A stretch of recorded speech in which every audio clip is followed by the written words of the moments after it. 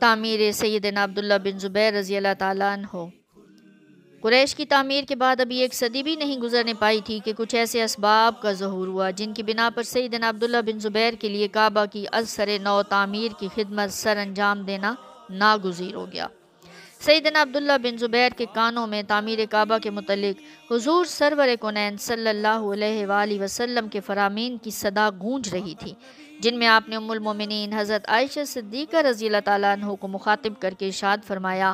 عائشہ، اگر تیری قوم کا زمانہ جاہلیت قریب نہ ہوتا تو میں بیت اللہ شریف کو منہدم کرنے کا حکم دیتا اور جن چیزوں کو قریش نے کعبہ سے نکال دیا ہے انہیں دوبارہ اس میں شامل کر دیتا، یعنی کہ حتیم اور بنیادوں کا آدھا حصہ، اور دروازے کو زمین کے برابر کر دیتا اور اس کے 2 دروازے بناتا، ایک مشرق کی طرف دوسرا مغرب کی جانب۔ اس طرح میں ابراہیم علیہ السلام کی بنیادوں کی تعمیر کرتا۔ امام مسلم کی روایت کے الفاظ اس طرح ہیں: عائشہ، اگر تیری قوم کا عہد شرک قریب نہ ہوتا تو میں ضرور کعبہ شریف کو منہدم کر کے دروازے کو زمین کے برابر کر دیتا، مشرق اور مغرب میں 2 دروازے بنا دیتا اور حتیم کی جانب 6 ہاتھ جگہ کعبہ شریف میں داخل کر دیتا، کیونکہ قریش نے جب بیت اللہ شریف کی تعمیر کی تو یہ 6 ہاتھ جگہ باہر چھوڑ دی تھی۔ سیدنا عبداللہ بن زبیر رضی اللہ تعالیٰ عنہ حضور نبی اکرم صلی اللہ علیہ وآلہ وسلم کے فرامین، ارشادات اور خواہش کے مطابق کعبہ شریف کی تعمیر کا عزم رکھتے تھے، مگر ہنوز اس سلسلے میں کوئی اقدام نہیں کر پائے تھے کہ ایک ایسا دلدوز واقعہ پیش آیا جس کے بعد تعمیر کعبہ انتہائی ناگزیر ہو گئی۔ یزید نے مدینہ منورہ اور مکہ معظمہ کے لوگوں سے اپنی بیعت لینے اور بیعت سے انکار کرنے والوں سے جنگ کرنے کے لیے ایک لشکر جرار بھیجا۔ چونکہ اہلیان مکہ اور مدینہ سیدنا عبداللہ بن زبیر رضی اللہ تعالیٰ عنہ کی بیعت کر چکے تھے، اس لیے یزید کی بیعت کرنے سے صاف انکار کر دیا۔ نتیجتاً فریقین کے مابین جنگ چھڑ گئی۔ شامی فوجوں نے جبل ابی قبیس اور جبل قیقان پر منجنیق نصب کر لیں، شب و روز خانہ کعبہ پر سنگ باری کی، کئی ماہ مسلسل یہ آگ برسائی، جس کے باعث کعبہ کی چھت اور پردے جل گئے، دیواریں کافی حد تک کمزور ہو گئیں۔ سیدنا عبداللہ بن زبیر رضی اللہ تعالیٰ عنہ نے بیت اللہ کو اسی حال پر چھوڑ دیا تاکہ حج کے موقع پر لوگوں سے مشورہ طلب کیا جائے کہ تمام دیواریں منہدم کر کے نئے سرے سے تعمیر کی جائے یا صرف اصلاح اور مرمت کی جائے۔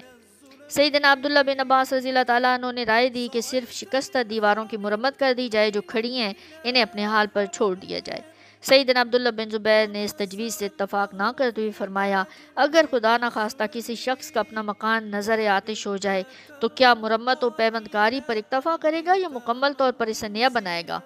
پھر بیت اللہ کے متعلق تمہارا کیا فیصلہ ہوگا؟ مزید برآں آپ نے فرمایا: 3 دن میں استخارہ کروں گا، جو صورت سمجھ میں آئے گی اسے اختیار کروں گا۔ 3 دن کے بعد آپ نے باقی ماندہ دیوار گرا کے نئی تعمیر کا فیصلہ کیا تو اب دیواریں گرانے کی ہمت کسی میں نہ تھی، سب کے دل خائف تھے، ایک خوف دامن گیر تھا،